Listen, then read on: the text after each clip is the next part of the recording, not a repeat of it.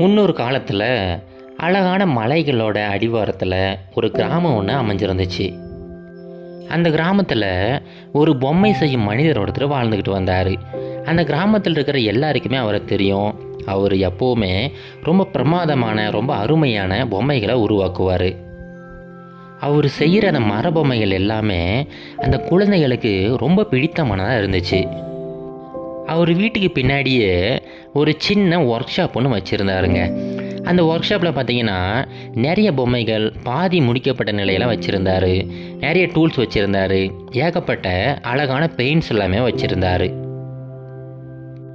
ஒவ்வொரு நாள் காலையில் எழும்போதுமே அவர் மனசுக்குள்ளார ஏதாவது ஒரு புதிய எண்ணங்கள் துரு துருன்னு ஓடிக்கிட்டே இருக்கும். ஒரு நாள் காலையில் அவர் எழும்போது அவருக்கு புதுசாக ஒரு ஐடியா ஒன்று தோணுதுங்க. இந்த முறை நாம் ஒரு யானை பொம்மை செய்வோம். ஆனால் இந்த யானை பொம்மை அதோட தந்தங்களையும் அதோட கை கால்களையும் அசைக்கிற மாதிரி செய்யலாம் அப்படின்னு சொல்லிட்டு முடிவு பண்ணுறாரு. ரொம்ப பொறுமையாக ரொம்ப நுணுக்கமாக அந்த வேலைகளை செஞ்சுக்கிட்டு இருக்கிறாரு. கிட்டத்தட்ட அந்த யானையை பாதி முடிச்சிட்டாருங்க. அப்படி செஞ்சுக்கிட்டு இருக்கும்போது திடீர்னு அவருடைய கார்டனில் ஒரு பெரிய மயில் ஒன்று தோகையை விரித்து ஆடிக்கிட்டு இருக்குது. அதை பார்த்த உடனே இவருக்கு தோணுது, அந்த மயில் இந்த யானையோட ரொம்ப அழகாக இருக்குது, நாம் பேசாமல் அந்த மயில் பொம்மையை செய்வோம் அப்படின்னு சொல்லிட்டு அதே மாதிரி மயில் பொம்மையை செய்ய ஆரம்பிக்கிறாரு. இப்போ அந்த மயில் பொம்மையுமே பாதி செஞ்சுக்கிட்டே இருக்கிறாரு. அந்த தோகைகளுக்கு வண்ணமிடணும் அந்த அளவுக்கு கொண்டு வந்துட்டார். அப்போது திடீர்னு குழந்தைகள் விளையாடிக்கிட்டு இருக்க அந்த சத்தத்தை கேட்குறாரு. அவர் போய் பார்க்கும்போது குழந்தைகள் ஒரு பந்தை வச்சு விளையாடிக்கிட்டு இருக்கிறாங்க. அதை பார்த்த உடனே இவருக்கு தோணுது, பேசாமல் நாம் இந்த மரத்தினால் செஞ்ச ஒரு பந்து செய்வோம், அது உருண்டுக்கிட்டு போகும்போது குழந்தைகளுக்கு ரொம்ப பிடிக்கும் அப்படின்னு சொல்லிட்டு இந்த மயிலையும் விட்டுட்டு ஒரு பந்து செய்கிறதுக்காக போயிட்டாருங்க. அப்படியே நாட்கள் கடந்து போய்கிட்டே இருக்குதுங்க.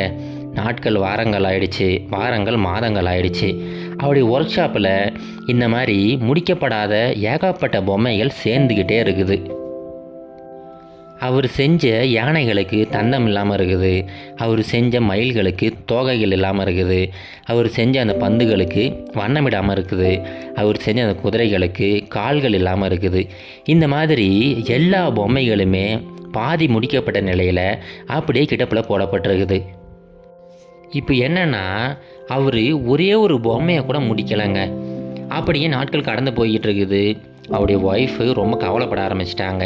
ஒரு சமயம் அவர்கிட்ட ஏங்க நீங்கள் இப்படியே பண்ணிக்கிட்டு இருந்தால் எப்படி, ஏதாவது ஒரு பொம்மையாவது முழுசாக முடித்து அதை சேல் பண்ணுங்கள், அது மூலமாக நமக்கு காசு வரும், அதை வச்சு தான் நம்ம குழந்தைங்களுக்கு துணிமணிகள் வாங்க முடியும், நமக்கான சாப்பாட்டு செலவை பார்த்துக்க முடியும், தயவு செஞ்சு ஒரு பொம்மையாவது முடித்து அதை வியாபாரம் பண்ணுங்க அப்படின்னு சொல்லிட்டு சொல்கிறாங்க. அதுக்கு அவர் எப்பவும் போல் கண்டிப்பாம்மா இதோ முடிச்சிடுறேன் அப்படின்னு சொல்லிட்டு எப்பவும் போல் வேலை செஞ்சுக்கிட்டே இருக்கிறாரு. அந்த மனிதருக்கு ஒரு மகனும் ஒரு மகளும் இருந்தாங்க. அவங்க எப்போவுமே அந்த ஒர்க் ஷாப்புக்கு வெளியில் வெயிட் பண்ணிக்கிட்டே இருப்பாங்க. அவங்களுடைய அப்பா ஒரு ப்ராஜெக்ட்லேருந்து இன்னொரு ப்ராஜெக்ட்டுக்கு எப்போவுமே தாவிக்கிட்டே இருப்பார். இவங்களுக்கு தோன்றது ஒன்று தான், எப்படியாவது நம்முடைய அப்பா ஒரு பொம்மையாவது முடிப்பாரா, அப்படி முடித்தாருன்னா நாம் அந்த பொம்மையை வச்சு விளையாடலாமே அப்படின்னு சொல்லிட்டு ரொம்ப ஆவலாக அந்த ஒர்க் ஷாப்புக்கு வெளியிலே காத்துக்கிட்டு இருப்பாங்க. ஒரு நாள் சாயங்காலம் ஒரு பெரிய தொழிலதிபர் ஒருத்தர் இந்த மனிதரை சந்திக்கிறதுக்காக வராரு. அவர் பக்கத்து ஊரில் ஏகப்பட்ட பிஸ்னஸ்லாம் பண்ணிக்கிட்டு இருக்கிறாரு. அவர் இந்த மனிதரோட டேலண்ட்டை பற்றி எல்லாருக்கிட்டையும் கேட்டுட்டு அவருடைய ஒர்க் ஷாப்புக்கே நேரில் வந்துட்டார். இப்போ இந்த பிஸ்னஸ்மேன் என்ன சொல்கிறாருன்னா, இங்கே பாருங்கள், நான் விசாரித்த வரைக்கும் நீங்கள் தான் அந்த சுற்று வட்டாரத்துலேயே ரொம்ப அருமையான பொம்மைகள்லாம் செய்வீங்களாம். எனக்கு ஒரு 100 பொம்மைகள் தேவைப்படுது. பக்கத்து ஊரில் ஒரு திருவிழா நடக்க போது, அந்த திருவிழாவுக்கு எல்லா குழந்தைங்களுக்கும் நான் பரிசாக கொடுக்கணும், அதனால் 100 பொம்மைகள் உங்களால் செய்ய முடியுமா அப்படின்னு சொல்லிட்டு கேட்குறாரு. அந்த பொம்மைகளுக்கு நான் நல்ல விலையும் கொடுக்குறேன் அப்படின்னு சொல்லிட்டு அந்த மனிதர் சொல்கிறாரு. உடனே இவருக்கு ரொம்ப மகிழ்ச்சி ஆகிடுச்சு. கண்டிப்பாங்க ஐயா, நீங்கள் சொன்னது போலவே நான் 100 பொம்மைகளை சொன்ன நேரத்தில் முடிச்சு கொடுக்குறேன் அப்படின்னு சொல்லிட்டு வாக்குறுதி கொடுக்குறாரு. இப்போ அந்த பிஸ்னஸ்மேன் அப்படியே அந்த ஒர்க் ஷாப்பை சுற்றி பார்க்குறாருங்க. எங்கே பார்த்தாலையும் பாதி முடிக்கப்பட்ட அந்த பொம்மைகள் தான் இருக்குது. ஒரே ஒரு பொம்மை கூட முழுசாக முடிக்கப்படலை. இவருக்கு ஒரு மாதிரி சங்கடமாயிடுச்சு. அப்படியே யோசிச்சுக்கிட்டே கேட்குறாரு, ஏன்பா உண்மையிலே உன்னால் 100 பொம்மைகளை செய்ய முடியுமா, முடியிருந்தால் சொல்லு, ஆர்டர் கொடுக்குறேன் அப்படின்னு சொல்லிட்டு மறுபடியும் கேட்குறாரு. அதுக்கு இந்த மனிதர் சொல்கிறாரு, ஐயா கவலையே படாதீங்க, நான் கண்டிப்பாக சொன்ன வார்த்தையை காப்பாற்றுவேன் அப்படின்னு சொல்லிட்டு ரொம்ப உறுதியாக சொல்கிறாரு. உடனே அந்த பிஸ்னஸ்மேன் சொல்கிறாரு, சரிங்கப்பா, நான் வந்து 2 மாதத்துக்கு அப்புறமா வரேன், நீங்கள் அந்த 100 பொம்மைகளையும் செஞ்சு வச்சுருங்க, நான் வந்து வாங்கிட்டு போயிடுறேன் அப்படின்னு சொல்லிட்டு அங்கேருந்து கிளம்பி போயிடுறாரு. அடுத்த நாள் காலையிலிருந்து ரொம்ப பரபரப்பாக வேலையை ஆரம்பிச்சிட்டாருங்க. முதல்ல யானைகளை செய்யலாம் அப்படின்னு சொல்லிட்டு யானைகளுக்கு தேவையான அந்த மரங்கள்லாம் எடுத்துகிட்டு வந்து சின்ன சின்ன யானை பொம்மைகளை செய்ய ஆரம்பிக்கிறாரு. அப்படி செஞ்சுக்கிட்டே இருக்கும்போது அவருக்கு தோணுது, யானை பொம்மைகளோட குதிரை பொம்மைகள் ரொம்ப அழகாக இருக்குமே, நம்ம அதை செய்வோம் அப்படின்னு சொல்லிட்டு அடுத்து குதிரை பொம்மைகள் செய்ய ஆரம்பிக்கிறாரு. அதையும் செஞ்சுக்கிட்டே இருக்கும்போது, சரி இதை விட நாம் பம்பரை செய்வோம், அதுதான் இருக்கிறதுலையே ரொம்ப சுலபமாக இருக்கும், அது ரொம்ப சீக்கிரமாகவும் செஞ்சிடலாம் அப்படின்னு சொல்லிட்டு பம்பரங்கள் செய்ய ஆரம்பிக்கிறாரு.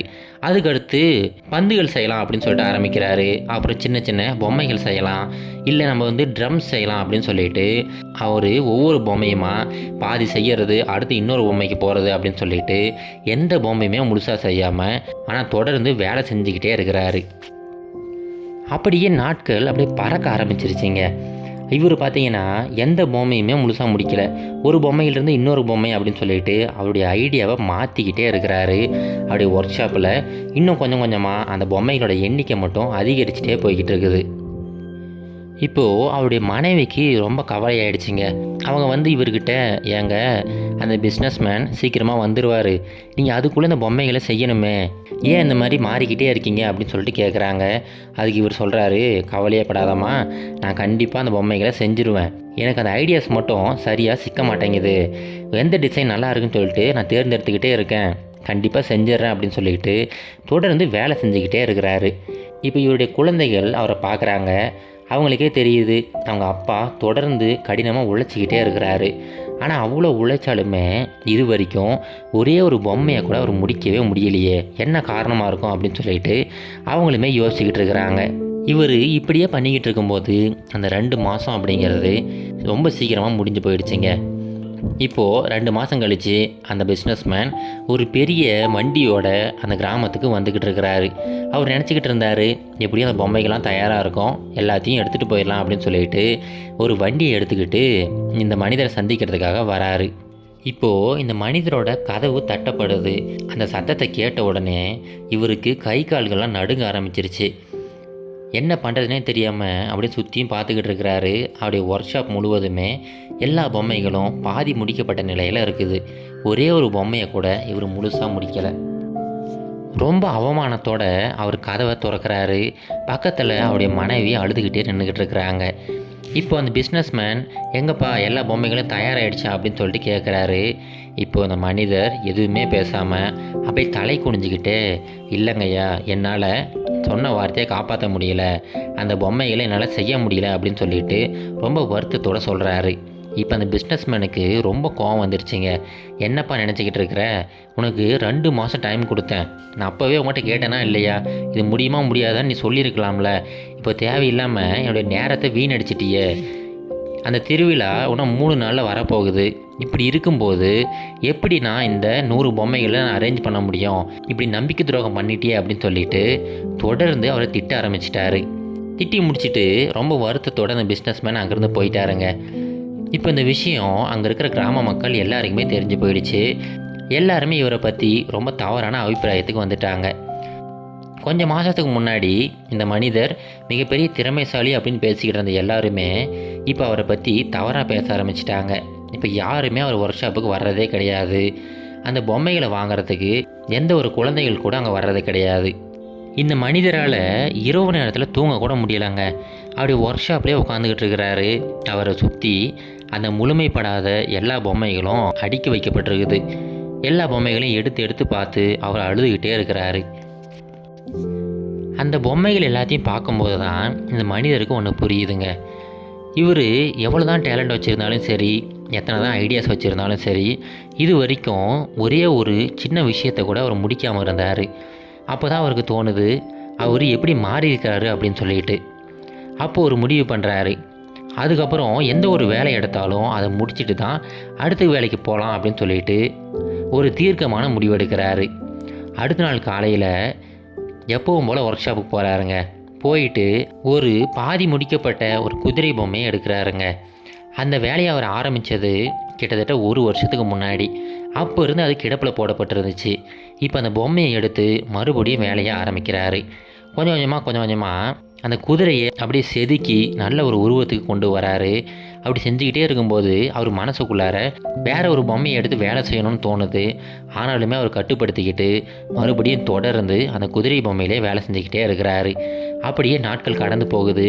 கிட்டத்தட்ட 3 நாட்கள் தொடர்ந்து முயற்சி செஞ்சுக்கிட்டே இருக்கிறாரு.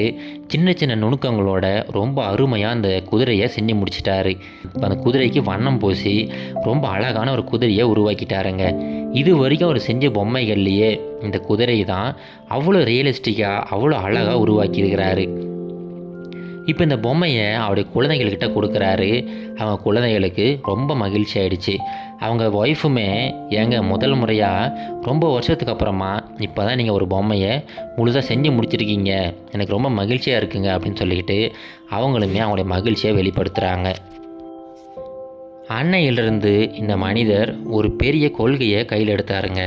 எந்த ஒரு வேலையை ஆரம்பித்தாலும் அதை முடிச்சுட்டு தான் அடுத்த வேலைக்கு போகணும் அப்படின்னு சொல்லிட்டு முடிவு பண்ணார். ஒவ்வொரு பொம்மைகளாக எடுத்து அந்த பொம்மைகளை முழுசாக முடிக்க ஆரம்பித்தார். எல்லாம் முடித்த பொம்மைகளையுமே வியாபாரம் பண்ண ஆரம்பித்தார். இது தொடர்ந்து செஞ்சுக்கிட்டே இருந்தார். இவருடைய ஒர்க் ஷாப்பில் கிட்டத்தட்ட எல்லா பொம்மைகளுமே முடிக்கப்பட்டு அது வியாபாரமும் செஞ்சிட்டார். இப்போ இந்த விஷயம் அந்த பிஸ்னஸ் மேனுக்குமே தெரிய வருது. அவர் மறுபடியும் இவர்கிட்ட வந்து அந்த 100 பொம்மைகளுக்கான ஆர்டரை திரும்பவும் கொடுத்துட்டு போகிறாரு. இப்போ இவருடைய மதிப்பு பார்த்திங்கன்னா அந்த ஊரில் நல்லாவே உயர ஆரம்பிச்சிருச்சு. இப்போ அந்த கதையில் வந்து அந்த மனிதர் போல தாங்க நாமும் பார்த்திங்கன்னா ஏதாவது ஒரு வேலையை ஆரம்பிப்போம். திடீர்னு பக்கத்தில் வேறு ஒரு வேலை வரும். இந்த வேலையை விட்டுட்டு அந்த வேலைக்கு போயிடுவோம். நாம் தெரிஞ்சிக்க வேண்டியது ஒன்று தாங்க. நாம் எவ்வளோ பெரிய கனவு வேணாலும் காணலாம். ஆனால் அந்த கனவு அப்படிங்கிறது ஒரு சின்ன விதை மாதிரி தான். அந்த விதையை நம்ம சின்னதுலேருந்து எந்த அளவுக்கு முடியுமோ அந்த அளவுக்கு கவனத்தோடு பாதுகாத்தா மட்டும்தான் அந்த விதை பெரிய விருட்சமாக மாறும். நம்ம இந்த கனவை விட்டுட்டு வேற ஒரு வேலையை செஞ்சுக்கிட்டு இருந்தோம் அப்படின்னா, அப்படி தாவிக்கிட்டே இருந்தோம்னா கடைசி வரைக்கும் நம்மக்கிட்ட ஐடியாஸ் மட்டும்தான் இருக்கும், எந்த ஒரு அச்சீவ்மெண்ட்ஸுமே இருக்காது. இது கரேஜ் டு ஆக்ட் மோட்டிவேஷன் கதைகள்.